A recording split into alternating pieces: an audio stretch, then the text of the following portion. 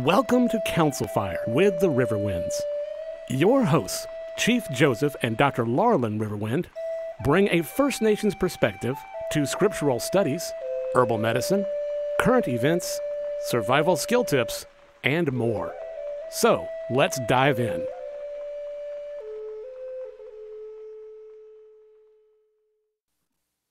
Daigwe. Hello, you guys. Shio. We are very excited at Council Fire with the RiverWinds episode today because we have a very special guest. You have probably known about him for years. He has been in the music industry, carving out a path for Indigenous believers to praise and worship with the drum for many years. Yes. Jonathan Maracle is Mohawk Scot from Ontario, Canada. His father was a Mohawk elder and visionary, Reverend Andrew C. Maracle Sr. His mother is Lillian Jane Ross, daughter of Scottish, Welsh, English immigrants of the Bruce and Ross clans. He resides in, help me here, Tyendinaga. There we go, Mohawk territory, with his wife and 4 children, Tammy, David, Jesse, and Noel.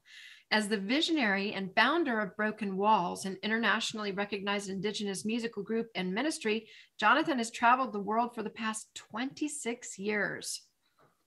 The vision of Broken Walls is to see people from cultural minorities restored and able to walk in their true identity, realizing and able to share their unique gifts and abilities with the world around them.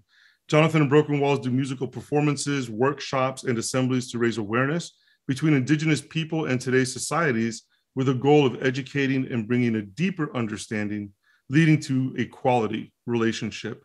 Jonathan stresses that work among Indigenous people is relational, and building trust through honor and protocol is an important first step.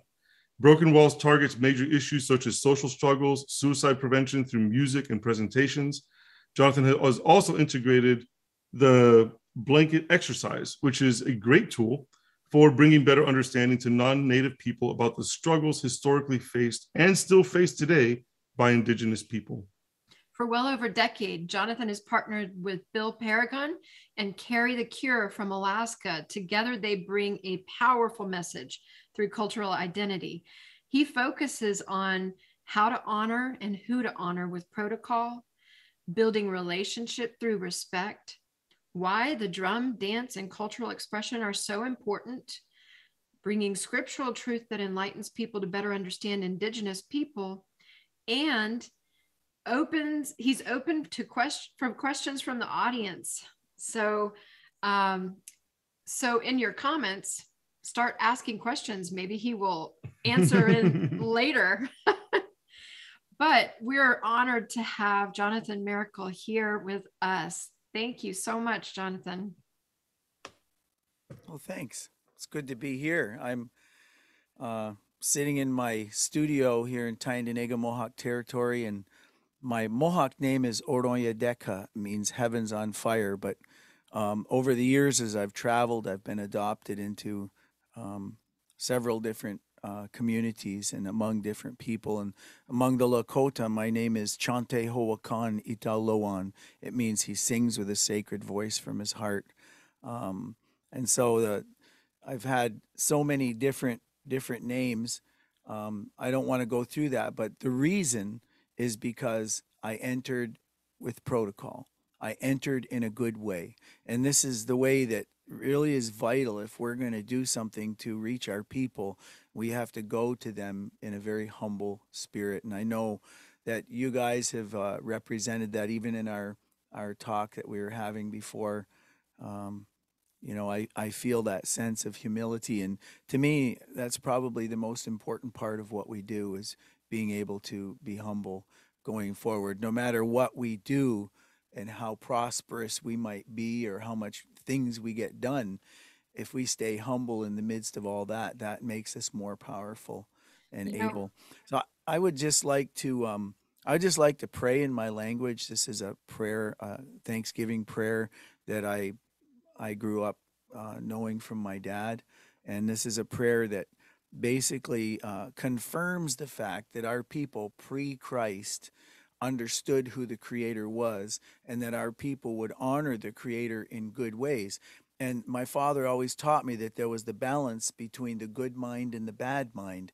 And they always said that was always the struggle, is that you struggle to be a person of the good mind where you're listening to the voice of the creator. But there is the struggle. The struggle is there to try and take us the wrong way in the dark mind. So my father always said, take your time to make sure you're walking in the good mind in what you do. And so this prayer is a prayer that our people would pray in the morning when they would get up. And like a lot of people think about it, oh, well, who gets up in the morning and faces the east and prays? I said, well, people who don't have mobile phones, people who don't have Google, people who don't have televisions, people whose living was serving one another and building a community and working together. I said, these are the kind of people that had hearts of thanksgiving, and they will go and they will face the east, and they will speak to the sun and to the creator, and they will thank him. And so that's what this prayer does. Is it the coolest part of this prayer is that as they're facing the sun, they're thanking the sun for its warmth. They're thanking the rivers that flow and the grass that grows and all the gifts that were given to us. And our people, the Mohawk people, would say to the sun, but sun, if you're not the one who created us, then we worship the one who created you. And that was Oh, the ending of the prayer. So it brings it all around. My father was always so proud of that our people were smart enough to realize that there was a creator that went beyond the sun. And so And this is how what this would you prayer. and what would Go you ahead. say to somebody who said, well, why would you thank the sun? Because they may not be aware that there are things. I mean, scripture talks about that the stars sing, Mm-hmm. that the rocks have voice, and that the trees clap their hands. Yeah. And as So indigenous people, we totally understand that. is it Yeah. really So animism? what we have to do is help the non-native folks to see it from more of an indigenous perspective. And yeah. So here's the prayer that we would pray. It goes like this. Karakwa. Doga isa de guaya di son wa guasonayo. Dogaya isa de squaya di so neji saskosonayo gino gadi niaya di so nise. Nyawa get ni stoha. Gi de guayat de no nenagonto. Ise dos guas no geni agunhes. Sonun guayat donsera ise yo sesa genawase non guayarunde. Nyawa aget ni stoha. Raget niha. Nyawa Yesos geri stones. Awa. And Mhm. so I made the thanks. I thanked the sun, and then I said, I thank the one who created you. And then I thank now my knowledge of Jesus Christ, which is the once and for all purification ceremony. So Mhm. a lot of people out there, they go, oh, well, smudging or the purification ceremony, is that of God? Can that be something that's okay or good, or is that a heathen ceremony? That was a ceremony that showed our understanding of our need to be able to go into the Creator's presence, that we are a sinful nature, that we are a people who needed to be cleansed. And so tobacco was a cleansing agent. You put tobacco on your drum before you play it. Mm-hmm.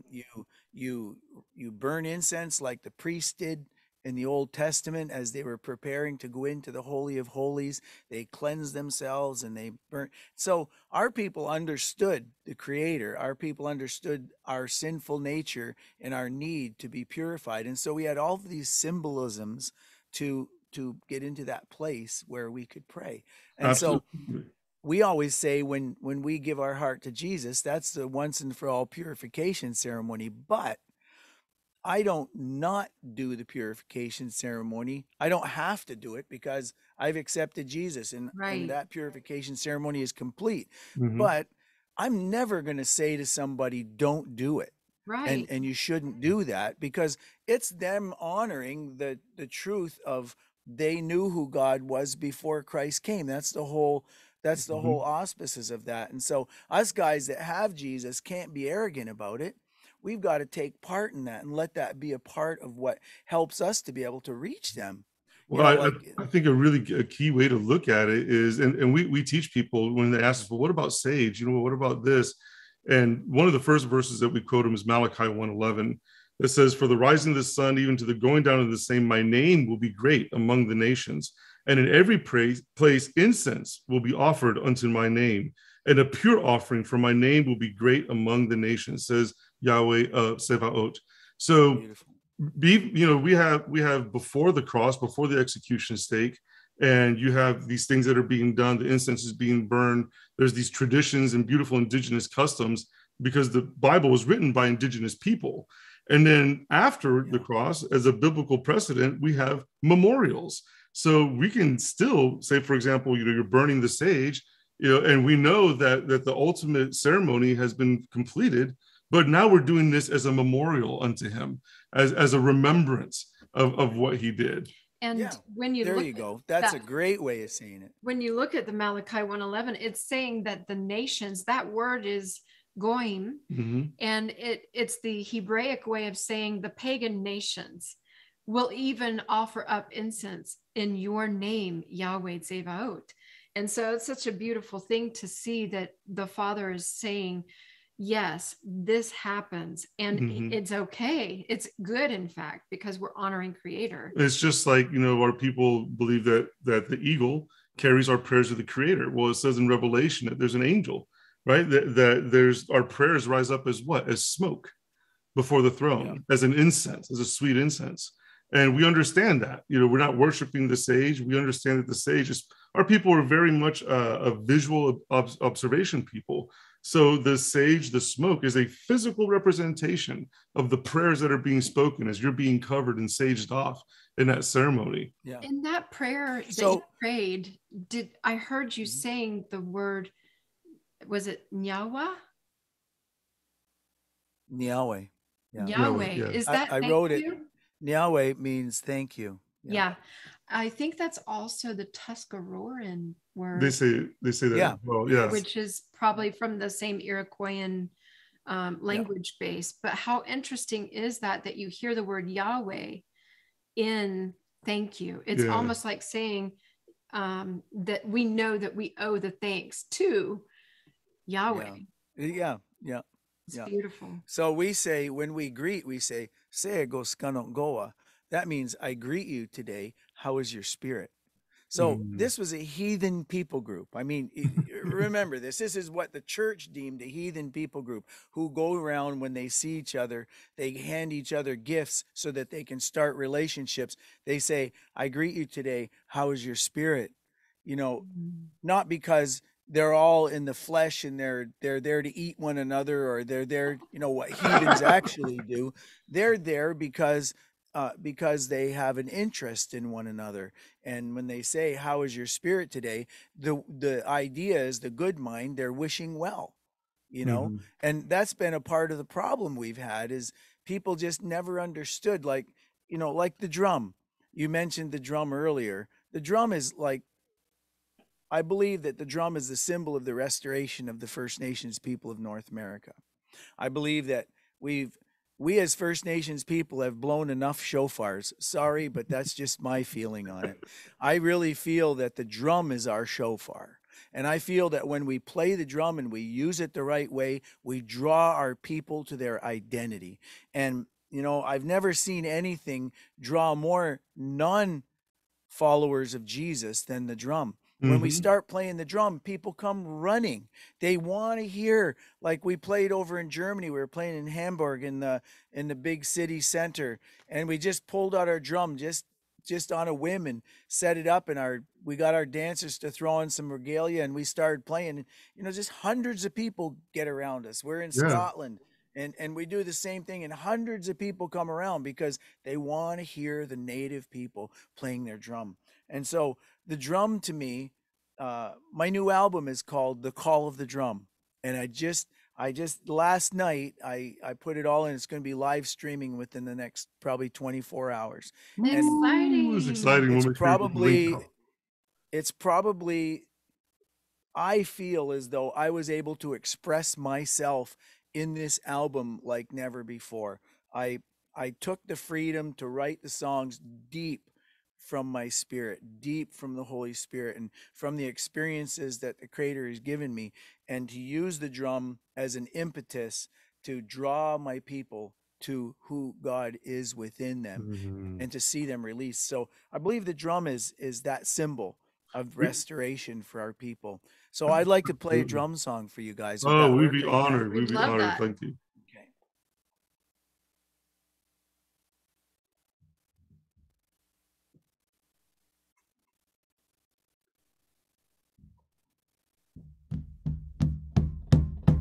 Yeah, yeah, yeah, way, oh, yeah, way, yeah, way, oh. Yeah, yeah, yeah, way, oh, yeah, way, yeah, way, oh. Yeah, yeah, yeah, way, oh, yeah, way, yeah, way, oh. Yeah, yeah, yeah, way, oh, yeah, way, yeah, way, oh. Yeah, way, oh,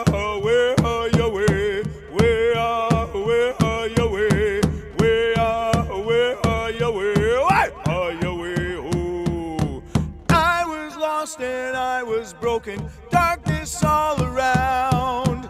Then light came, inward spoken, lonely was gone from my life. Lonely was gone from my life. I'm a son of the Creator. I'm filled up with His love, giving life with the love He gave me. He's my Father and I'm His son. He's my Father and I'm His son. No shadow hanging on me. Life don't get me down. I'm a son of the Creator. His love is all around. His love is all around. So I will stand, I will fight to see my family grow, to see each one restored to life, so everyone would know, so everyone would know. Yeah, yeah, yeah, way, oh, yeah, way, yeah, way, oh. Yeah, yeah, yeah, way, oh, yeah, way, yeah, way, oh. Yeah, yeah, yeah, way, oh, yeah, way, yeah, way, oh. Yeah, yeah, yeah, way, oh, yeah, way, yeah, way, oh. Yeah, way, oh,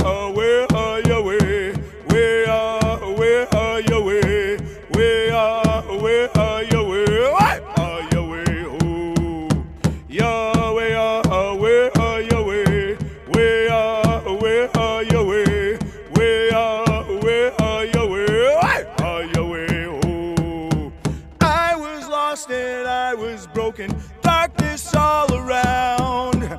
Then light came, inward spoken, lonely was gone from my life. Lonely was gone from my life. I'm a son of the Creator. I'm filled up with His love, giving life with the love He gave me. He's my Father and I'm His son.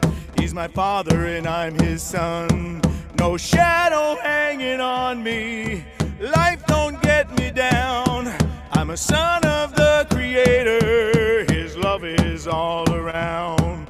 His love is all around. So I will stand, I will fight to see my family grow, to see each one restored to life, so everyone will know, so everyone will know, so everyone will know.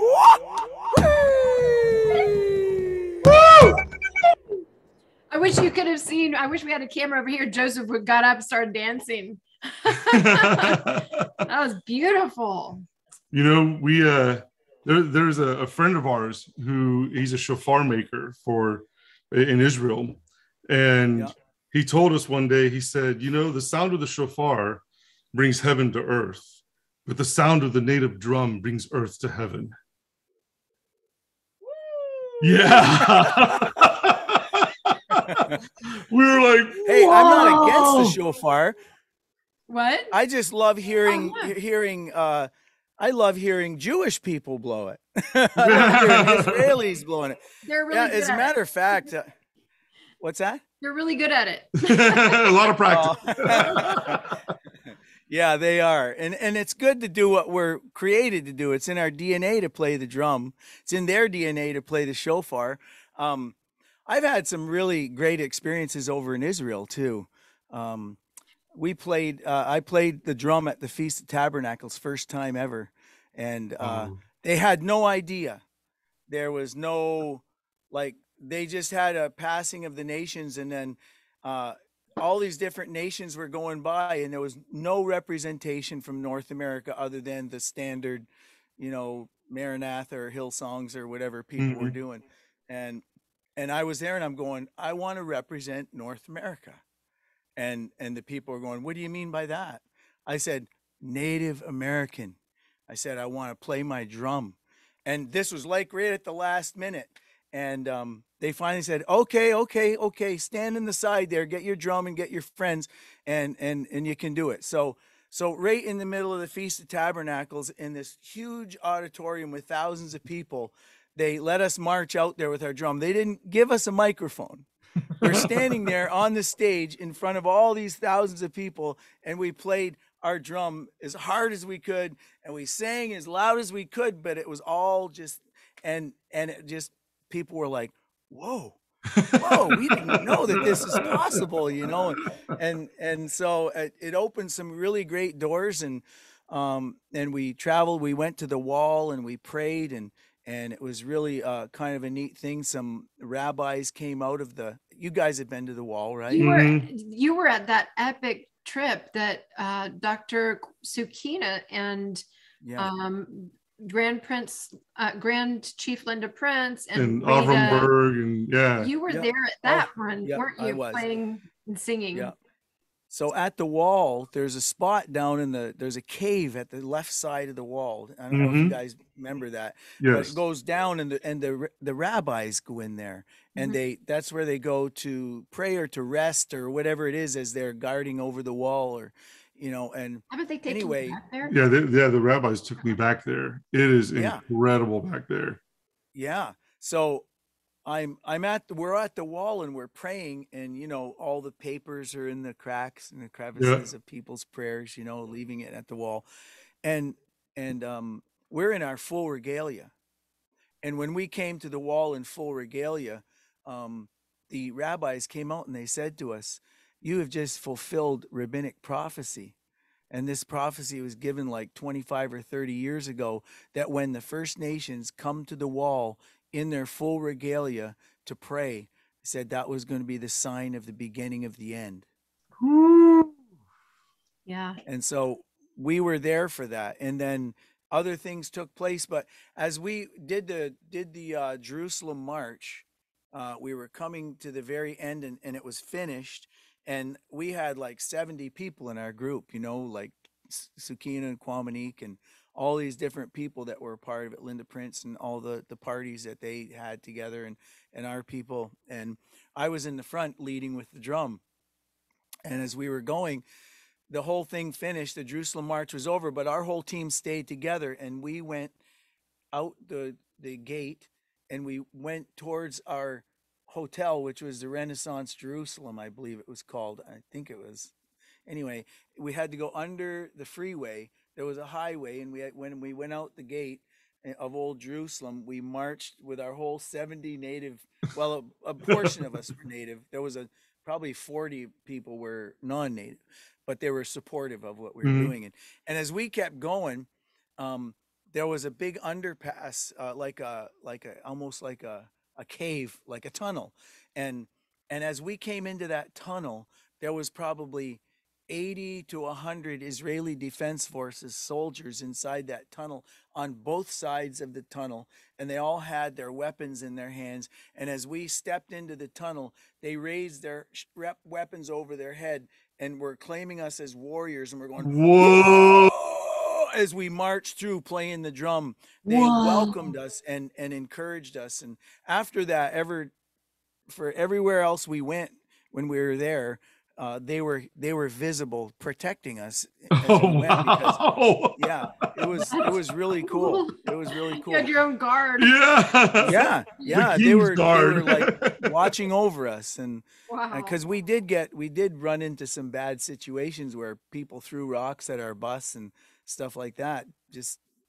because I think that was the bad mind facing the good mind. Yeah. And I was sitting there looking out the window, and a great big rock just hurled and hit the window right by my head. And I have to think that that was nothing but demonic activity, because we were there carrying a message of love Hmm. for the Jewish people. Yeah, we've had similar And so experiences as well. There's one of my favorite verses that has to do with the drums, Isaiah 30:32, and it says, "With every stroke that Yahweh lays on them with his war club will be to the sound of the drums and the stringed that's a instruments good as one. he fights them in battle with the blows of his arms." So there's a picture right there of Creator going to battle to the sound of the drum, and I believe Come that's on. why the trickster has so much has concentrated on taking the drum away from our people, because we understand spiritual warfare. We understand and are raised with knowing what the spirit realm exists, and how do you fight it? With songs, with prayer, with fasting. We know these things.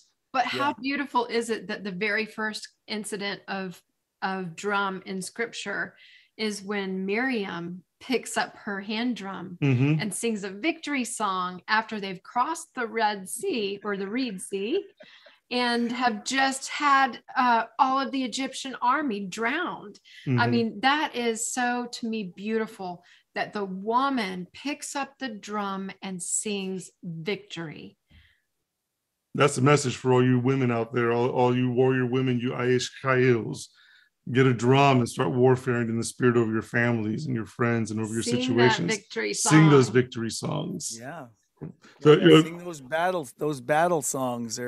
We definitely need them. But it's wise to do what we do with wisdom and how we reach, especially when we're going to the world.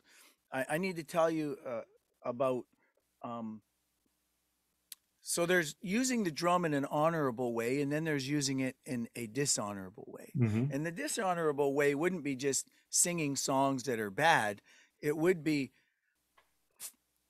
stepping outside of protocol, like traditional protocol. It's really important, I feel, that in order for us to reach our people, we have to do things in a way that's acceptable to them. They need to Absolutely. be able to see that we're not dissing the things that are important to them. And, as Christians, I've been in circles where I've been reprimanded because I said, you know what? There's a few protocols that we need to do before we start playing this drum and start doing what we're doing. And if we don't, I said, I don't want to have anything to do with it, because I want my people that are here because not because they're followers of Jesus, but because they're interested in natives being on a platform with a bunch of Christians. I said, but if I go up there and I use the drum in a way that dishonors Mm-hmm. them and dishonors the drum, they're going to walk away with a new attitude towards Christianity. And so when I spoke to the people that were hosting the gathering, and I was standing firm on we needed to do it the right way, they told me, this is a Christian drum. We bought it. It's our drum. And as Christians, we can play it however we want to play it. I said, well, I don't want to be any part of that attitude, because that's the attitude that drives people away. The It is. attitude that draws people to the drum is the attitude that says, I keep my drum covered all the time, because that's the way traditional people do it. Because you cover the drum because it's a sacred instrument. Mm-hmm. And when you uncover the drum and you put tobacco on it, it's just a symbol. It's not a heathen thing. It's a symbol that says, I'm purifying this drum so that when I play it, that the Creator will be able to come and be in our presence, and that it'll be holy and acceptable, in my heart as I do it. The tobacco doesn't cleanse it, but it's a symbol of that cleansing. Mm-hmm. And so as we do that and our people see it, especially those who don't know Christ, they'll say, oh, those guys that's pretty honorable. They're doing the right protocol. They're doing the right ceremony. I'm going to listen. So I had just a month ago or so, I had a traditional guy, like a real traditional. He came on TikTok, I guess it was, or Instagram, one of the two, and somebody forwarded it to me, and he was talking, and all of a sudden, a picture of me comes up in the background playing my drum, and this guy goes, That's a guy named Jonathan Maracle. He calls himself a Mohawk. He looks pretty white to me. It's the kind of thing he was saying. He says, and he's playing the drum. He's playing our drum, he said. And he's singing about Jesus on our drum. He goes, and I'm thinking, oh man, this is getting right. Sticky. Didn't Sticky, sound very yeah. good, you know? And then he goes, who am I to judge? Who am I to judge and say he's wrong for doing that? I feel a good spirit from him, you know? And so I was like the whole time That's I'm awesome listening right to it, there. I'm wondering where it's going. And this is a real traditional guy. And now he's endorsing it to his traditional people. Mm-hmm. He's saying this is a good thing. That's the kind of credibility that comes when we honor the things that Creator gave to our people back before the settlers came. Right. You know, And there's also a precedent for it where scripture says a brother offended is twice harder to reach than a fortified tower. You know, so if we offend someone, especially our own people, we just made it way harder to reach their hearts. Now, you know? I will say that there are some people that you're going to offend no matter what, and they just long to be offended. They look for offense. But when you do what you can to not stumble somebody, then it can be a beautiful thing. And if they can look at the heart and the spirit of it, that's when they're making righteous judgments, because they're not hung up on the things that that are more of the physical realm. They're really truly looking at the heart and the spirit and the soul and the intention. And that's great when we can move past that. That's somebody who's operating next level. And those are the people that it's beautiful to be able to minister to. But oftentimes most of us have not gotten there yet. We're still, you know, it's easy to be hung up on all of the things that are so easy to offend us. And as Native people, we definitely have a lot of those. It's very easy. Like some cultures, some tribes, the women do not touch hand drums. And or even sit at the big drum. And then there are some tribes where they don't touch the big drum, but it's okay for them to have a hand drum. And I've heard many people criticize me for having a hand drum when her people, the women, use hand drums. Yeah. So it's a sticky. See, and that's the typical kind of thing that happens out there. And that's why it's really important as we travel that we explore who the people are we're going to be amongst, and we honor their traditions. Absolutely. I mean, to me, that's really important. And it's one of the things the Holy Spirit showed me early on, that, you know, when I go into a community that's matriarchal, then we have to go in honoring the women and honoring the grandmothers and honoring the people and figuring out the things that make the difference to them. And when we come in, like, it's the same idea as, you know, the thief climbs over the wall, but the good man goes to the gate, and he comes and he asks to see the king, or he asks to see the leader of the city. And so that's the way we have to enter into those new relationships that we're reaching out to. So yeah, this is such important and vital stuff. It's the basics, and I think so much of it is being forgotten. So much of these things, and so many people are running around just beating drums and stuff. You know, I tell people, you know, a drum isn't to be beaten. A drum is to be played with honor. It's to be played so that the Holy Spirit can come and be a part. We're playing the heartbeat of the Father when we play. Right. And we're messing up if we're just grabbing that thing. You know, there's so many people that call themselves native ministries that are misusing the drum in a great way, and they're not making a good example to reach the non-Christian or the non-Jesus people, right? The people who don't know Jesus, when they see it being abused, why would they want to be a part of that? To them, that's hypocrisy, you know? And so what we have to do is honor those things, and not because we're putting it on a pedestal, because we're just doing it because we're supposed to be wise as serpents and harmless as doves. Hmm. You know, we're supposed to do it from that place of humility and understanding. And Well, yeah, I'm we serve a creator of honor and yeah, order, and yeah, order is protocol. yeah, You know, you that's right. mentioned what has been forgotten, and there's a question I've been itching to ask you, and that is, speaking of things that have been forgotten, in your songs you mention the name, you bring to the forefront the names of Yahweh and of Yeshua. Yeah, and Would you so talk to us about that? Like, what brought you into bringing this into your songs, and what do you view those? Why do you view those? Did you choose those names? There are other names. Yeah. Well, I mean, it's really kind of fun to think about it because I chose them because they were already there. They were already there in the chants and the imagine that. songs. You know, when you go back and you think like one of the first songs I remember, this guy who was Apache that I used to sing with, and we wrote a song together, and it was Yahweh, Yahweh, Yahweh, Yahweh, Yahweh, Yah. I mean, you know, and Yahweh and Yah, like I just sang a song a few minutes ago without even realizing I'm going, Yah, Yah, Yahweh, you know, creator, creator, creator. You know, Yeah, basically I'm singing, right?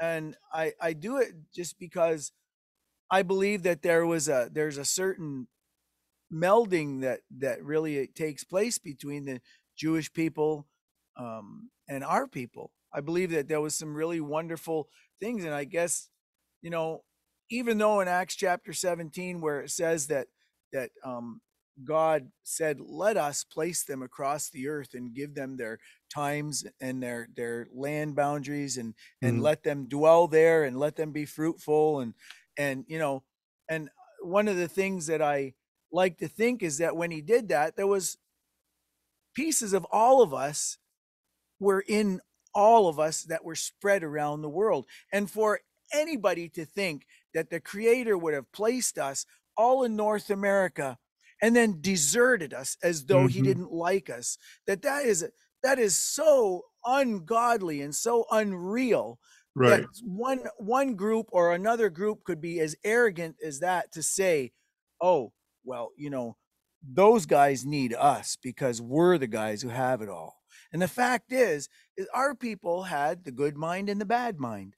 We were fighting the same battles that they were when they were putting people on stretching racks and in guillotines and pouring oil on them and burning them alive and burning them Mhm. at the stake. Well, our people did stuff like that too, but our people also had the God thinking too. We had creator in our lives, and there was lots of our people who loved and cared and honored and received prophetic vision. You Mhm. know, all types of things took place. And for anyone to think that God placed any of us around the world godless, that he placed us that way, I Is mean, just unlike the his fact that character. we're there is God. Yeah, absolutely. Breathe the breath of life in us. And it's generational. And I wanted to show you something. I was looking through my dad's old boxes when I was putting things away. He passed away several years ago, and he loved your music. Here's his tapes. Oh, oh, this is evidence of Which him one is ripping it? you off. Apparently, we owe you something for his music. I think this is a bootleg It's a copy. bootleg copy of Mighty Warrior and Fly Like an Eagle. You know what? You know what? I had one guy say to me, um, he goes, "Oh, I bought one of your CDs." He said, and I came home and he said, and I made hundreds of copies and I gave them out to everybody. You know, and as an artist, you know, I have struggled. I have Yeah. Oh, struggled. I mean, we know, man. We know. We yeah. do. So, you know, like I'm out doing it and I'm giving it everything I've got. And fortunately, God has provided for me because it certainly hasn't been men in a lot of cases because, you Right. know, the music that I've painstakingly written with love and that has brought so much life to the people. I'm so honored to be able to do that. And I really can't say it's mine. You know, Right. I just Freely it was given can't to you, think. freely give. Yeah. And so I'm all about, you guys are gifted. Like, there's no question. You guys are gifted at certain things God has placed, and in your identity, He's shown you your destiny, and you guys are going after that destiny with enthusiasm and passion. And God is using you to touch other people. Well, I'm saying that's the way we have to bring this feeling to everybody. We have to stir people up to say, okay, I've got gifts in my life. Well, what are they? What does God place? Maybe he's not. Maybe they're not a drummer or a guitar player or a flute player. They're something else. That is a gift, and you need to use it to bless the people around you. And Absolutely. ultimately, I want to see us blessing the non-native people of North America.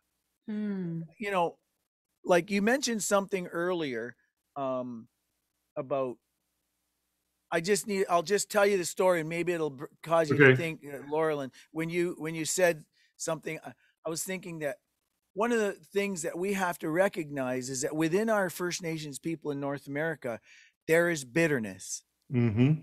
Bitterness resides in the hearts of our people True. because of the exploits of colonialism and how they treated our people, how our languages were stolen, our cultural ways were stolen, our way of life was stolen.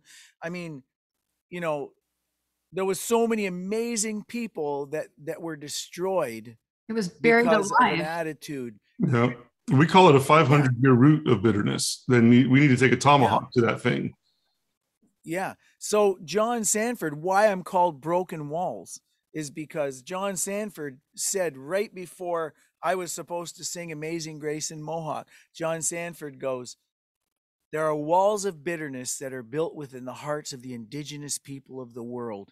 And he looked across the whole thing in silence, and he said, these walls of bitterness must be broken. Oh, wow. Oh. And that was when I received this download.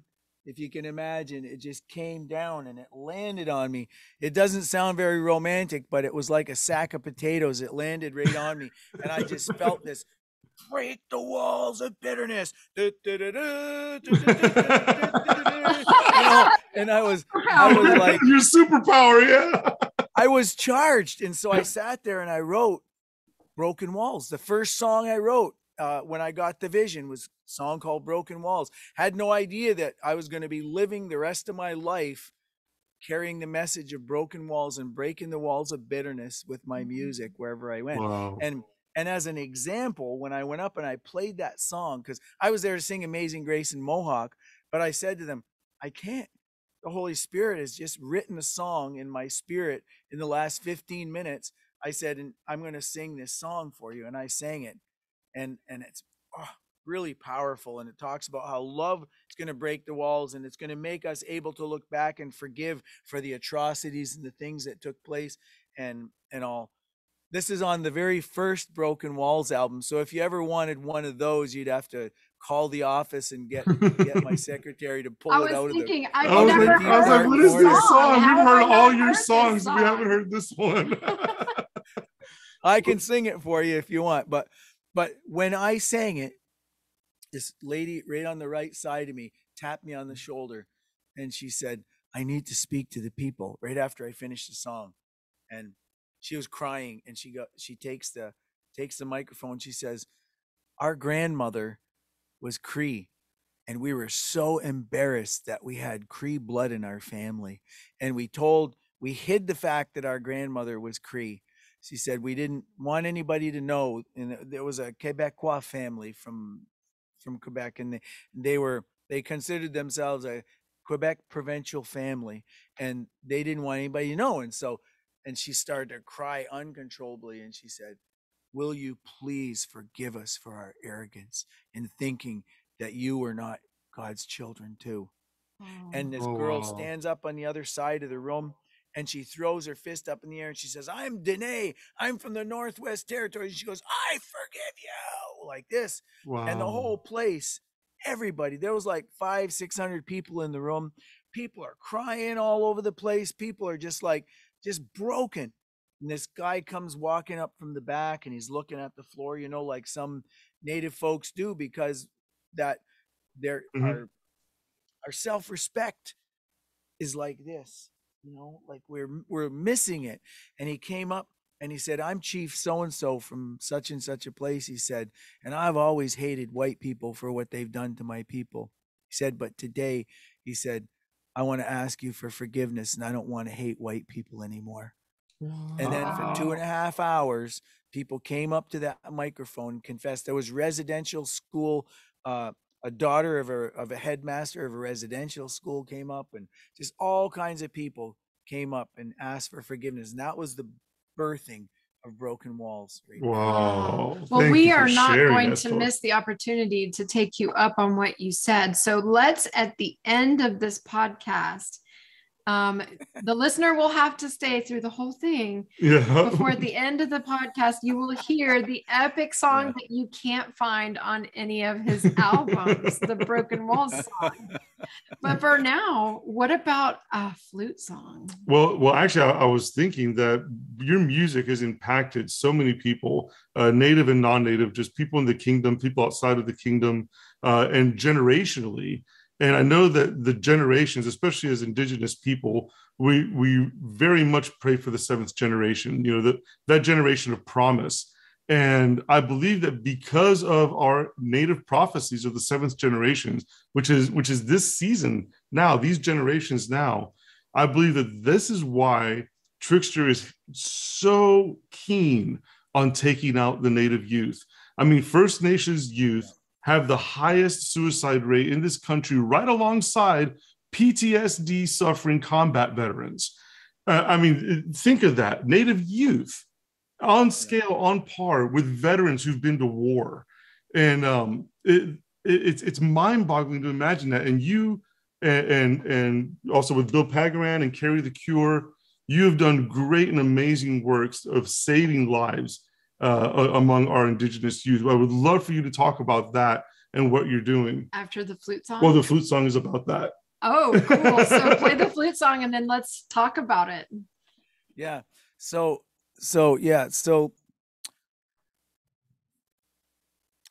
the very first village that I went to, when I received this vision, to be broken walls, to make broken walls, to walk in the vision of what it was, which was still unfolding to me. I really didn't, as a human being, I couldn't conceive everything that the Creator was pouring out on me. But I accepted this date to go into a northern community called Abmatung, an Ojibwe community. And they wanted me to come up and sing and do the stuff that I do. And we flew up there. And when we arrived, there was a young man who had just hung himself, and he was hanging in the tree when we arrived. So my first flight into a northern community where I was going to minister as a First Nations minister. I'd done a couple other dates since then, but I was like not going in as a First Nations minister. I was just going in as a worship leader and all. But this one, I had made up my mind I was going to do it from my First Nations perspective. And I got there, and the slam that I got, this Native guy, young man, 17 years old, hanging in the tree. They take him down from the tree, and I went and sat with his mom and dad all night at the church by his casket.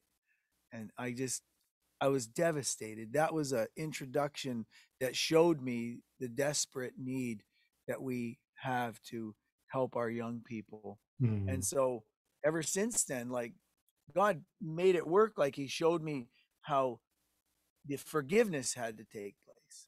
Like, he showed how important to me right off the bat. The most important thing he showed me was that forgiveness had to take place. So we have to equip our First Nations people to be able to forgive because of the things that have taken place against us, that have caused us to lose our self-respect and our birthright and the ability to embrace our destiny. But now God is empowering us to change that. And so, yeah. And that's been, and then crazy enough, I meet Bill Pagaran, and it was another God thing. I was playing up in Alaska, and my drummer that was with me at the time, he had a death in the family, and he had to fly back to South Dakota to be with his family, and I needed a drummer, and I was still in the middle of a tour in Alaska, and so I spoke to the guy, the host that brought me. I said, I need to have a drummer if I'm going to carry on doing this, because that was the only way I knew how to do it at the time. I didn't realize that I had the ability to do it in a solo way, but so he says, "Oh, I know a guy. His name's Bill Pagaran, and he's the best drummer in Alaska, and he loves Jesus," he said. And I was like, "Wow, that's three amazing hits, And so I said, "Okay." So I met Bill. We rehearsed for like 35 minutes, and we did a 2-hour concert. Yeah. So you got that, eh? Yeah, those are some of the best sets right there. It's a good match, right there. And it just showed how good Bill was. It showed Chris and I. Chris was my bass player for 17 years, and it just showed us how good Bill was, that he could adapt and be able to do what we needed to do, and he enhanced what we did because he was so proficient and such a great skilled musician. Anyway, and then his ministry is called Carry the Cure. Yeah. And he's going out and he's carrying the message of healing, and he uses a thing called QPR, question, persuade, and refer, and it's a suicide prevention program that was developed in the States, but he was doing it from a non-native position. And when he met me, I was Mohawk, and I was doing everything I did from a native position at that time. And it was a very difficult situation for him because he was Tlingit, like visibly Tlingit, but had taken on what I will call the oh jeepers. He's like, I have to choose my words non-indigenous wisely. Approach. Huh? Non-indigenous approach. No, it's even better than that. It's a cultural conversion. Oh, okay. So that's the message. That's the message that has been brought to our First Nations people by the church. It's you have to culturally convert before we're going to give you Jesus. So when my pastor said to me, you have to give up your Mohawk heritage in order to have Jesus, it was like stabbing me in the heart, because I grew up to be a proud Mohawk guy. Even though my eyes are blue and my skin is white, I was always angry at my blue eyes and my white skin. That's another story that we could go to later. But when I went up there to see Bill, I had made peace with that identity. And I recognized that cultural conversion was not of God, that it was something that the colonial settler mindset was, that there was something better about their understanding of God than ours. Anyway, when I went up there, Bill was a part of that. And so when he met me, it was difficult. Our relationship struggled pretty hard for a while, as we learned how to function together. And there was a lot of questions that I had to answer and a lot of things that had to come out of that. But then it was really cool. Bill, being Tlingit, he was invited to go to his home village to carry the message of suicide prevention with Carry the Cure to the school there and to his home village. And so we went to Hoona. That's the name of the village in Alaska. And it's a Tlingit village. And Bill, his name is Keegon. And I think it means bear, or it means strong one, or something like that. But Keegon was a name given to him by his father, who was a Tlingit person. And when he came, the village is a traditional village, traditional Tlingit. They practice traditional Tlingit ways. And we get there, and the village said it had come ahead of them.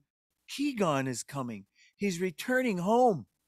Whoa. And it was like, and he was not Keegon in his own mind. He was Bill Pagaran, Carry the Cure, denominational guy doing great work among Native people in Alaska.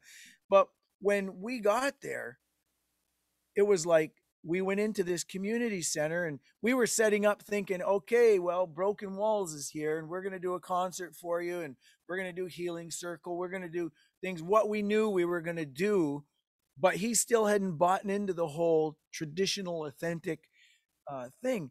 And the door opens, and in come 40, 50 Tlingit backing in the door. They backed in and they danced, playing their drums, and they danced in a backwards style. And Tlinkits, when they back in, they're wearing their family emblem on their back. And when they back in, it means we're not coming to kill you. We're coming in to honor you, and this is who we are. Wow. If they come in forward, if they enter the room forward, they're coming in with a sense of destruction in their spirit. They're the only people group in Alaska that wasn't conquered by the Russians.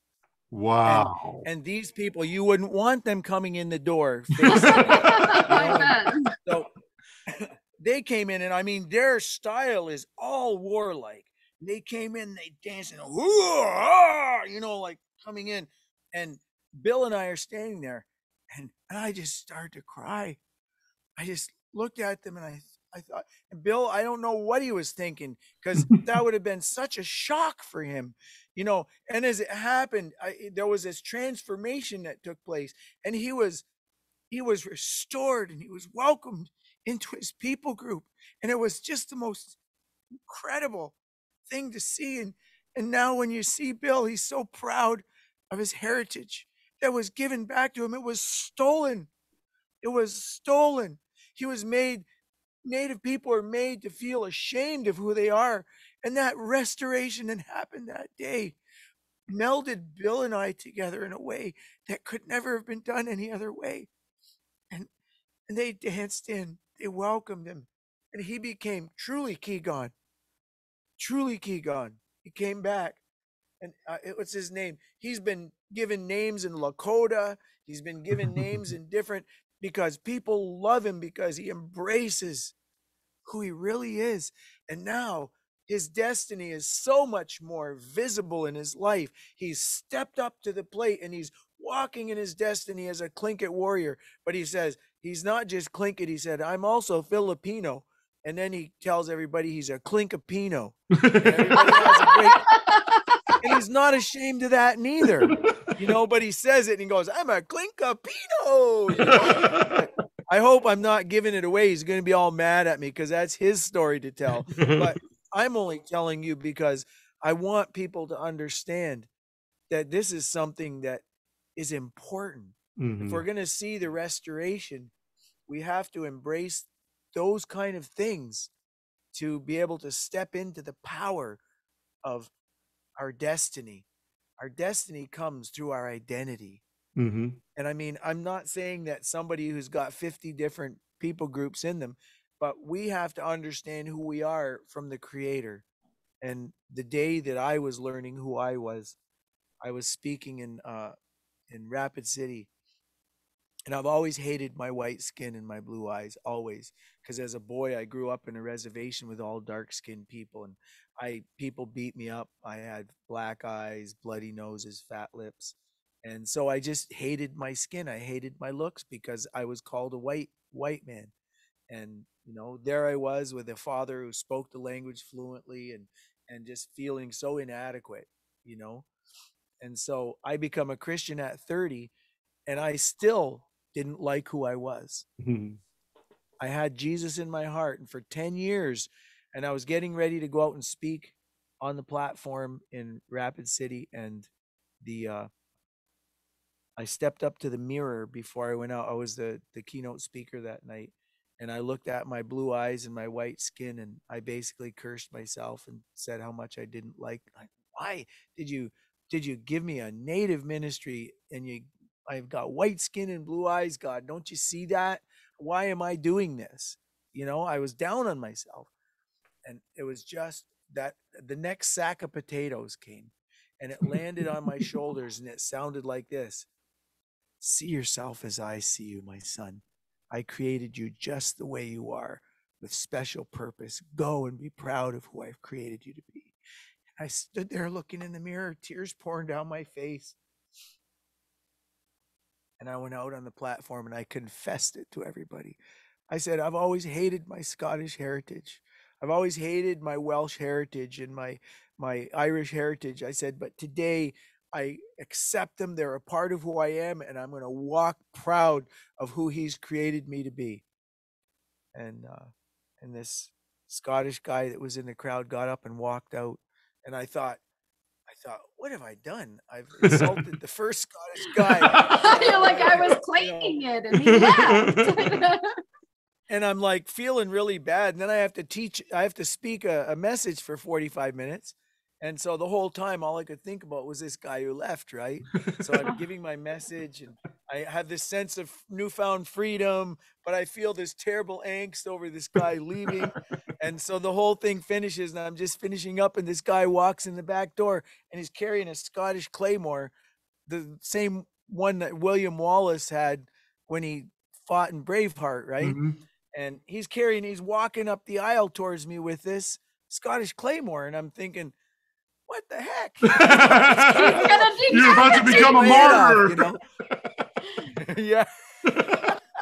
And so, I'm good with the microphone. So I grab my mic stand and I'm kind of holding on to it, thinking if I have to protect myself here. And I don't know he falls to his knees right in front of me. I don't know how much of a match a microphone stand is going to be for a claymore, though. It would have probably sliced right through it. Right. But he fell to his knees. He raised it up over his head and he says, "Welcome to your Scottish heritage." Like this. Wow. And I looked down and I started bawling my eyes out, and the crowd started laughing, and he was crying and I was crying. The crowd was laughing and crying, and God has a sense of humor. He does. And what? He brought me through that in such a wonderful way, and just showed me what I hated so much was so special. It was so special. So my Scottish heritage represents my white heritage. I'm not against white people. What I am about doing is wanting to be able to see us as First Nations people, whatever First Nations I am, be able to turn around and bless those who have come to this land, and for them to be able to see what they've done so that they can be forgiven. Mm-hmm. So I'll play a song for you. And this song is about the loss of all of our First Nations people due to suicide, because we've lost touch with who God's created us to be. And so with this song, I was in a village where there had been 16 suicides in a year, and the whole village was in mourning. And I was really, really moved and broken in my spirit. And I wrote this song.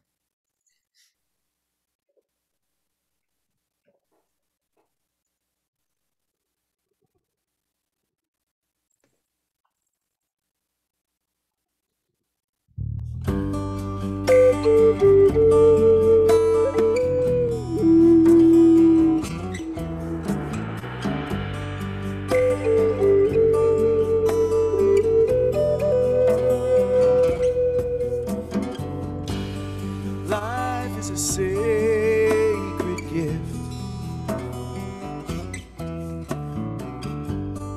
Life that's worthy of His. He died so we live. His love to give. The gift of life so sacred. His love for you is unchanging. His promise, oh, His promises, you are a gift of God. Call Jesus, call His name. When you call, there's no shame. He died so we live. His love to give. The gift of life so sacred. His love for you, it's unchanging. His promise, oh, his promises. You are a gift from God.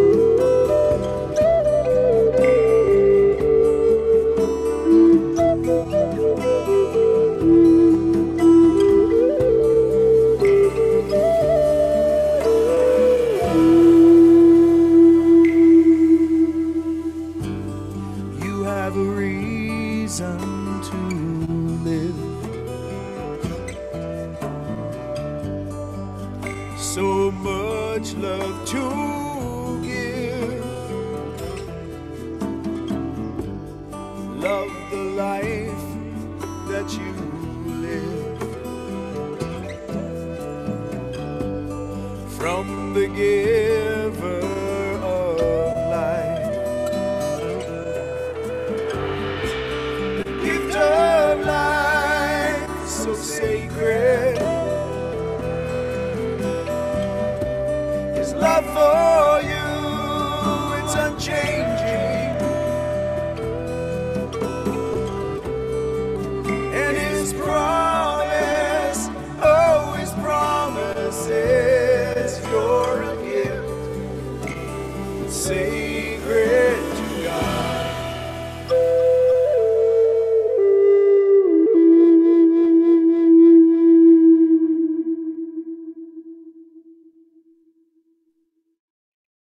Wow. Woo! That was beautiful. I love it. Thank you for That's on the sharing new that. album. Is that on the new CD? Oh, how Yeah, it's on the exciting. new one, yeah. Oh my So goodness. the album comes in a couple ways. It comes in a thing about the size of a credit card. It's called a USB. And so the whole album, it's really beautiful. It's on a USB and you flip it out and you can just plug it right into your computer and it comes right up and you can hear all the songs and have it in your computer and play it on your stuff. Or it comes in CD form. And I don't know if you guys have ever heard of Brian Brightcloud. Have you heard of Mhm. Brian? Yes. Mm-hmm. Okay, so Brian was one of my best friends. We were really good Oh, buddies. I'm Crazy sorry guy. for his He loss. always challenged my thinking, and you know he passed away this year. Yeah. And anyway, I called Brian shortly before he died and asked him if I could use his image for the cover of the new album, and he said, "What's the name of it?" I said, "The Call of the Drum." He says, "Absolutely." He said, "You go for it." And so Oh, Brian's the front cover. Let me go grab it and I'll show it to you, okay? yeah, yeah, Okay. absolutely. This is a beautiful song. When we talk about Carry the Cure with Jonathan, we were talking beforehand.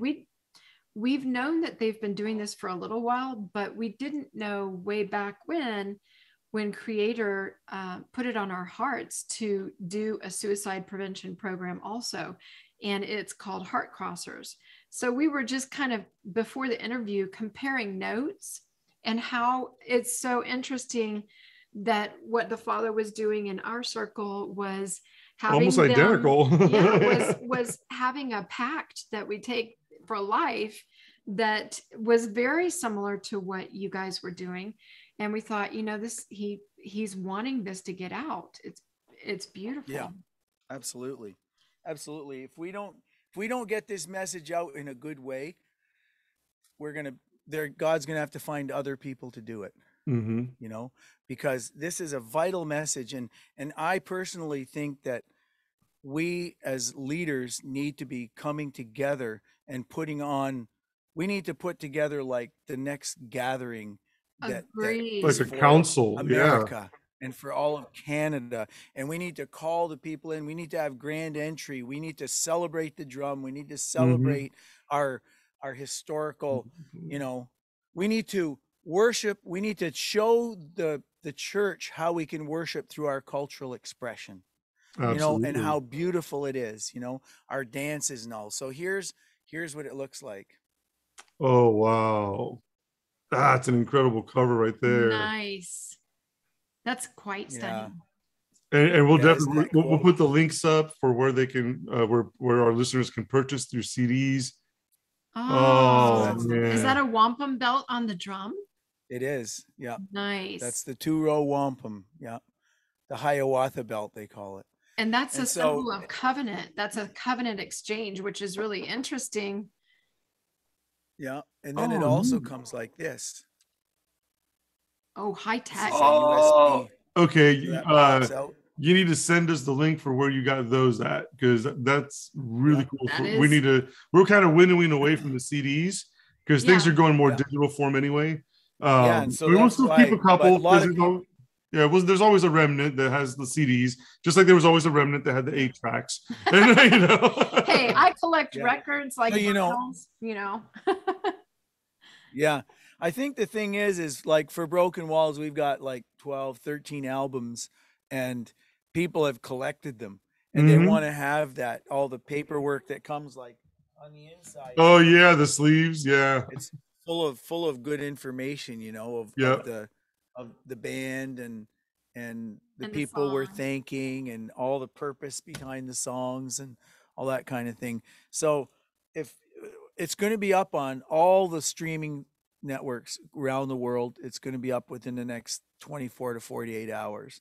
I just finished putting it all in last night. I mean, it took me 6 years to get this album. This is great timing, because by the time Joseph finishes editing this, it will already be up, so people can just go and search. Yep, absolutely. We'll put the links and everything. So it'll be there. It'll be there for people to get from the streaming formats, but then it'll also be available just through contacting office@brokenwalls.com. There we go. And you can order it right to us, especially for people who want to order bigger quantities. And oftentimes churches will order them and sell them in their churches. And so I give money off, like a good wholesale price, for people who want to purchase them in that way. For people who don't want to make 100 copies on tape, somebody like that. You know? Yeah. The one guy was so proud. I made 200 copies. I'm sure he thought, I'm going to help hard to do this.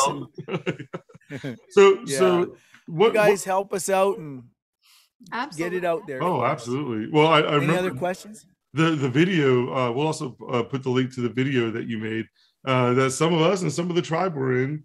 That was such an incredible video. Well, if you're listening to this and you are a school teacher, or you're in the public school system, or even a private school system, teenagers especially, or struggle homeschool system so much with feelings of worth and feelings of, why am I here? Questioning this, even struggling with the thoughts of ending their lives. And I just want to tell you, Joseph and I, we went to one school, and there was a kid who came up after the presentation for Heart Crossers who said, I was going home today to kill myself, and now I'm not going to. And I think back, and it's like, whoever brought us, whatever occurred in the system of the universe and the spirit world to bring us there that day, the Father saved that child's life. If you're listening to this right now, it might be just so that you can call and contact Carry the Cure to come to your high school. And or have Broken Walls come to your community or your village, or or congregation. And you know what, one interesting thing about that story, and actually every time that we did these programs, if protocol had not been observed, that door would not have been opened. Like this particular school, we had met with the principal and we sat down, and the principal said, well, we can't start the meeting until the janitor shows up. And I thought he was joking at first, but then I realized he's serious. We're waiting for the janitor to show up. And eventually the janitor showed up, and they listened to what we wanted to do and what we wanted to bring, and that we weren't there proselytizing. We weren't there. It wasn't a mission trip. We were there to save lives. And the principal looks at the janitor, and he says, what do you think? And the janitor looks at us and he says, will you come to Sweat Lodge ceremony with me tonight? And we're like, of course. And he kind of looked surprised. And so we went to Lodge with him. It ends up being, That's it. Ends up being that this man is the head medicine, the holy man for the whole tribe. He's the janitor, but he stands at the door and smudges and prays over every kid that comes into that high school. And it's like, if he didn't give the okay, it didn't matter. The principal was like, I'm not going to approve this unless the janitor says it's okay. And that's where protocol save lives. And guess, yes. I love it. That is a great story. And guess whose name we heard multiple times inside that lodge? Yeshua. Yeah, we don't know who it was that was singing it, but because there were other people there too. During prayer, they were speaking their language, and we heard during prayer, we heard Yeshua's name over and over. So, and he told us afterwards, he said, you are the first people that have ever come here onto this reservation and have taken me up on the offer to go to ceremony. And he's like, it's an open door. You can speak into the lives of our kids, and rightfully so that the people should be guarding the people. And we just have to come in the right way, Beautiful. The right spirit.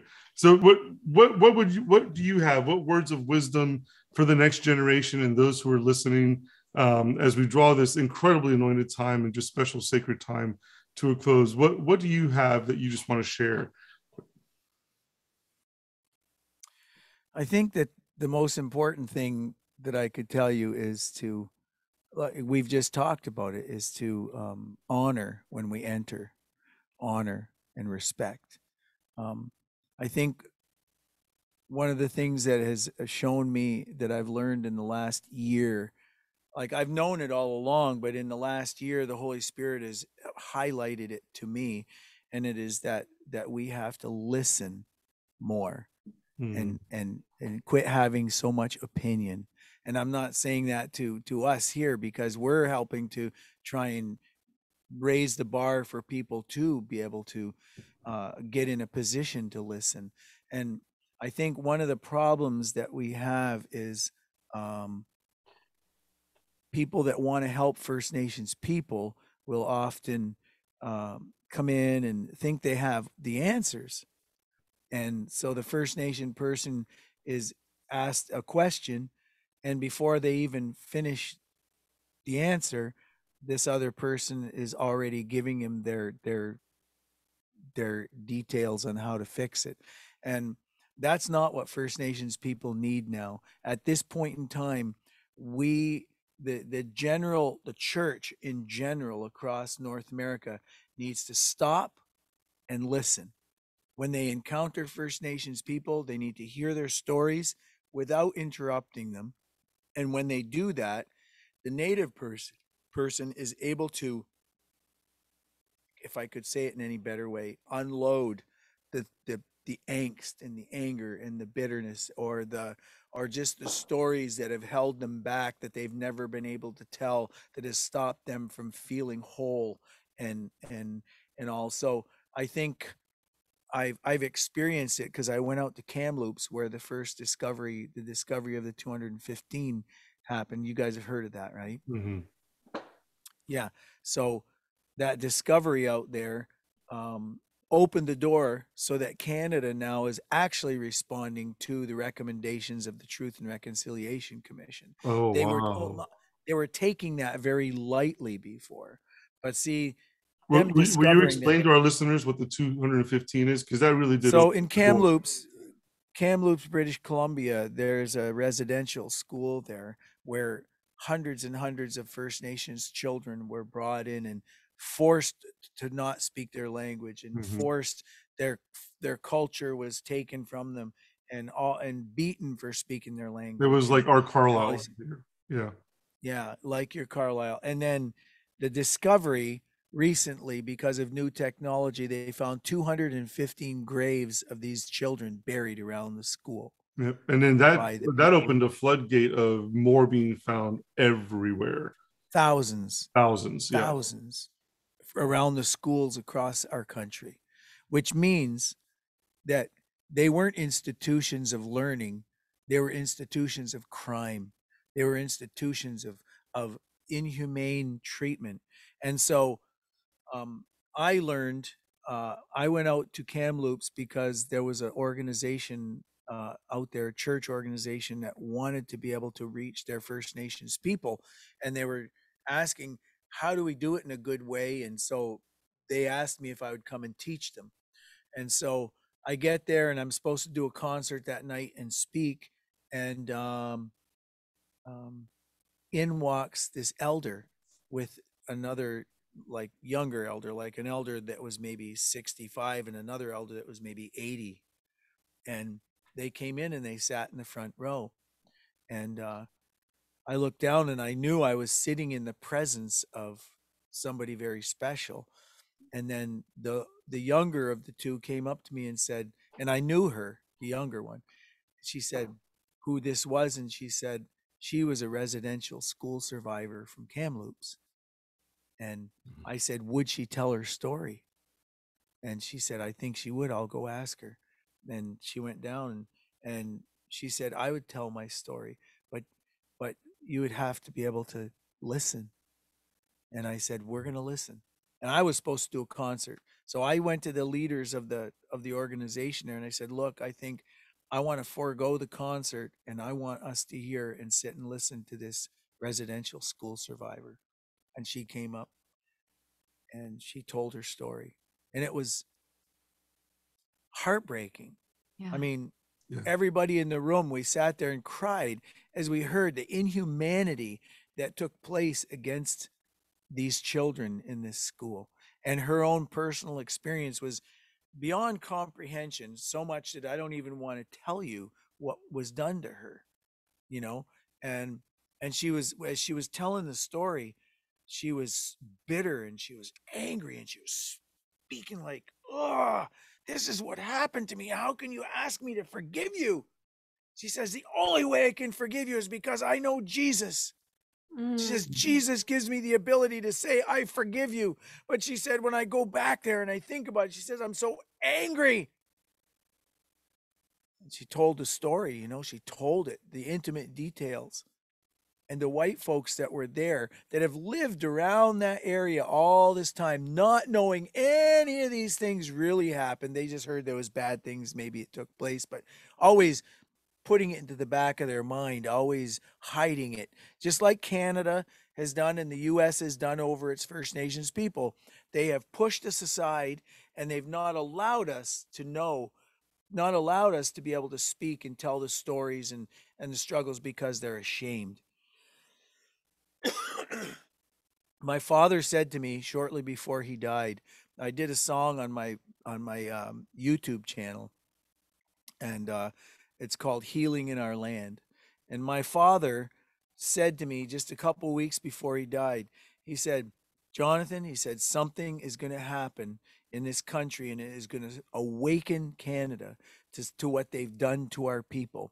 He said, and when this happens, Canada will never be the same. And I talk about this before I sing this song, Healing in Our Land. And it probably would be a good song for you guys to go to my YouTube channel and see it. Maybe you could put it up with this program. Yeah, absolutely. When you do it. I can give you the address to my YouTube channel too, if you want. It's just youtube.com/C/Jonathan Maracle. All right, and we'll make sure we include it as a link too in the description.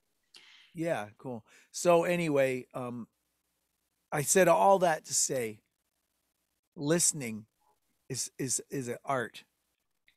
And sometimes people are so conditioned to counter and to add their advice and to give their answer that we don't take time to hear the victim release this, you know? And so I would say take time to listen and then go eat with them and don't tell them what you think. You know, just let that Selah, pause and calmly think of it and take time for it to sink in to realize just what that person went through. And when you do, there'll be a level of respect that will rise and that the Holy One can do his work in. There's also a deep And level of healing that takes place too. yeah. Yes. So I call myself a follower of the Jesus way. I don't call myself a Christian. As when I'm with pure Christians and they're all proud of being Christian, you know, I'll say, okay, I'm a Christian, you know, because I am, but I'm not proud of what Christianity has done because they've used Christianity for their own purposes. When they went and did the Crusades and they went off and killed thousands of people in the name of God. I mean, I had some guy call me, and native guy out west says, I want you to come and be a speaker at my crusades. I said, no, No, not crusades. I won't come and speak at anything that's called a crusade because that was like not a good thing. Yeah. I said, but if you want to change the name of it, I might consider. Thank you for that. Our Savior's name does not need to be associated with anything called a crusade anymore, because that wasn't the true heart of him. That wasn't the way that he was. Well, tell them about the literal meaning of blasphemy from the Greek manuscripts. Go ahead. So blasphemy, you know, a lot of times there's one biblical definition of blasphemy, and that's to attribute the power of the Holy Spirit to demons. And there's a whole other level of the word blasphemy according to the Greek and the New Testament manuscripts, and it literally means to take and do evil in the name of God, and that is also blasphemous. So there's a lot of church history that there's a lot of brokenness and treaty breaking and horrendous things that have happened, and it is difficult for us as Indigenous people. One, you know, people ask all the time, well, how can you be a believer with all these things? We get these questions by the rabbis, you know, and our stories, our prophecies, our ancestors were given dreams and visions. We can't just throw those things away because of the way that the message was brought to us. No.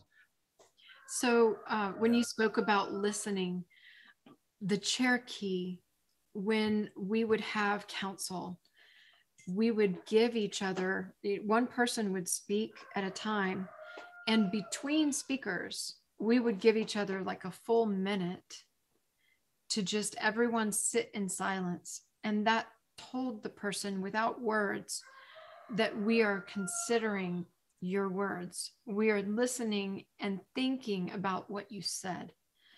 And to me, that's beautiful in a society where we step on each other's words, where we talk over each other, and we're trying to train ourselves out of that way, because it is a high honor that is very rare to be able to speak to another person and have our ears be so open, and to have not just be formulating what we're going to say after they finish talking, but to truly hear their words, their hearts. And it's a beautiful old tradition that has that's become rare. And even, you know, the buzzword right now in Indian country is decolonize. And you know, as Native people, we absolutely understand what that means to decolonize. But even that word, there's negative connotation, because there were beautiful and pure things that came with the settlers and with the Europeans, and it wasn't all of them that did these horrendous things. And there's people in America today who their grandparents immigrated here; they had nothing to do with it. And so we prefer to call it in a positive manner. We're going to flip it. Instead of decolonize, we say re-indigenize. And so that's one of the things that we do, is help people re-indigenize their minds. And that came to us from a rabbi named Rabbi Pesach. Yep. And he was talking about the re-indigenization of Jewish people in the land of Israel. And it's beautiful. But we have promised our listeners the song, the Broken Walls song to end them by. So since your advice was to listen, we want to encourage them to listen now to what they can't hear almost anywhere else. And that's your Broken Walls song. Okay. So Numbers chapter 14, just in regards to what we were just talking about, Numbers chapter 14 tells us that we are responsible for the sins of our forefathers. And I think that it's important for us to not just, sweep those thoughts aside, but to engage with them and then move on. You get yourself to the point where the indigenous people of the land are willing to bless you, then you can move on. There you go. Because forgiveness has started the healing, because it all starts with forgiveness, right? So this song I'll do for you is called Broken Walls, and I wrote this song at that gathering that we're talking about. It was my first sack of potatoes. No, my second sack of potatoes had dropped on me from heaven, the third one, actually. It's kind of when I think about it, holy, it is holy.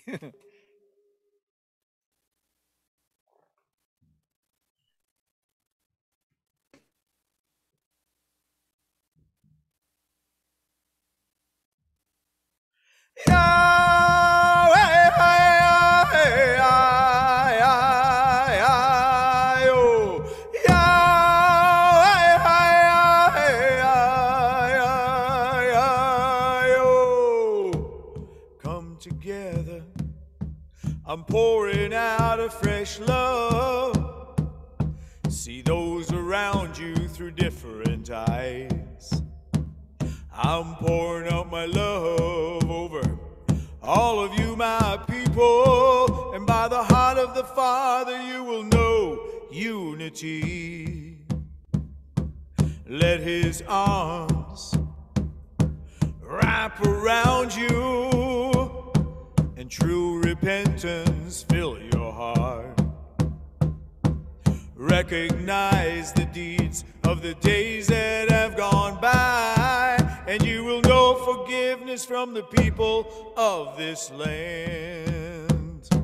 Broken walls that are smashed by love, broken walls that'll never stand. They're coming down by hands of love, by the love of God in the hearts of man. We are here, we are here, we are here, we are here, we are here, yeah, we are here, we are here, we are here,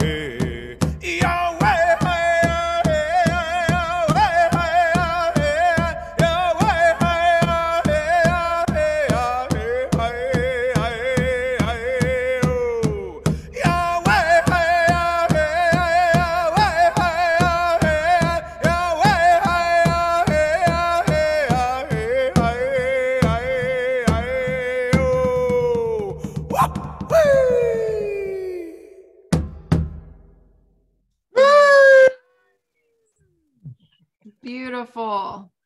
I love it. So that last part where I do the really up chant, where it becomes like an octave higher, and I was speaking with Paul Hughes, I think that's his name, the guy who studies worship, like Ray Hughes. And he was saying, he said to me, that the Holy Spirit put in that song because it is the cry of your people for truth and justice. Yeah. So that cry was the guttural cry of the Holy Spirit on your behalf, on the behalf of your people.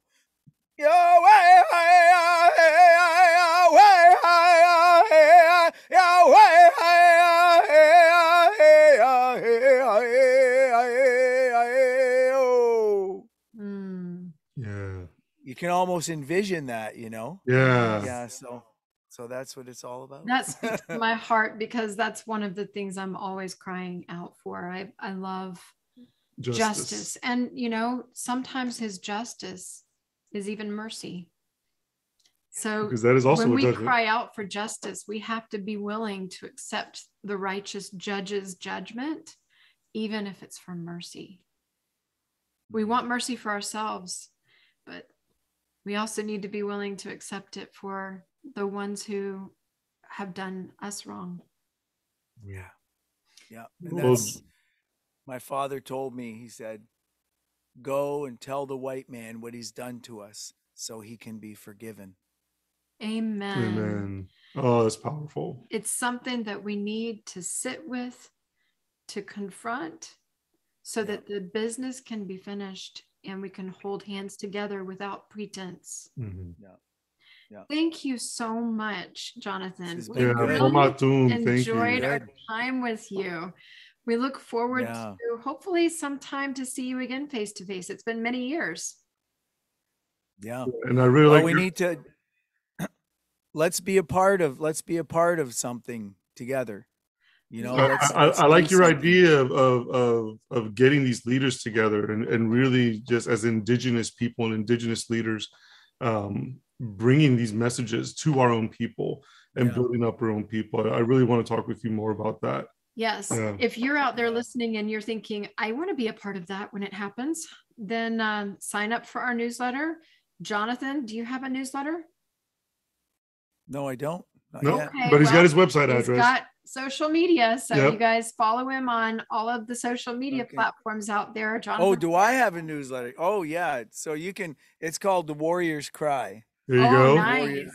I thought you were saying, do I have your newsletter? Oh, no. No, I wouldn't I'm saying I don't. like that. The Warrior's Cry you can sign up to on our website, which is There we go. brokenwalls.com. All right, excellent. And I'm very active on Facebook. I have a Broken Walls Facebook site with 11 or 12,000 people on there, and it's one of the places where I kind of try to keep a steady, letting people know what's going on. So I'm just finishing a book too. It's going to be out this fall. I've been writing it for 15 years, and it's finally coming to fruition now, and it'll be coming out. It's called The Call of the Drum. Oh, And excellent. goes through all the stuff we've talked about, plus like tons and tons more. And I identify a bunch of songs in it, and a lot of that kind of stuff. So Awesome. Nice. Well, thank you for being here with us at Council Fire with the RiverWinds. And for all our listeners, make sure you go to his website, download his music, support what he's doing in his ministry. There's incredible things are happening with the First Nations. Now, Jonathan, thank you so much for honoring us with this time and for blessing us with your songs. Among my people, we have a saying, and it's that the greatest gift a Taino can give to another is a song. And I think that sentiment is also found among many Native people as song bringers. Oh, And for you've sure. been a song bringer that has brought healing, restoration, wholeness, and even more so. So we just pray Yaya's abundant blessings on you. Yaya kakona choreto guari, wari wotia, my warrior brother in the spirit. And we just bless you and we thank you. We bless what you're doing for the kingdom. And we look forward to connecting with you here sometime in the future. Okay, let's do it. Seneko kakona. Bless you guys. Onege wahi. If you were blessed by the RiverWinds and would like to be a blessing in return, they welcome any donations to be given to their 501c3 nonprofit organization, Firekeepers International. This podcast is made possible by kind and generous listeners. And, woohoo, tax deductible. That's what I'm talking about. You can learn more about this organization at www.firekeepersinternational.org and more about the RiverWinds at www.theriverwinds.com. If you enjoy Council Fire with the RiverWinds, please rate, review, and subscribe. If you didn't enjoy this podcast, then we thank you to keep your salty attitude to yourself, because gossip is an ugly sin. For everyone else, we hope to connect with you again next time on Council Fire with the RiverWinds.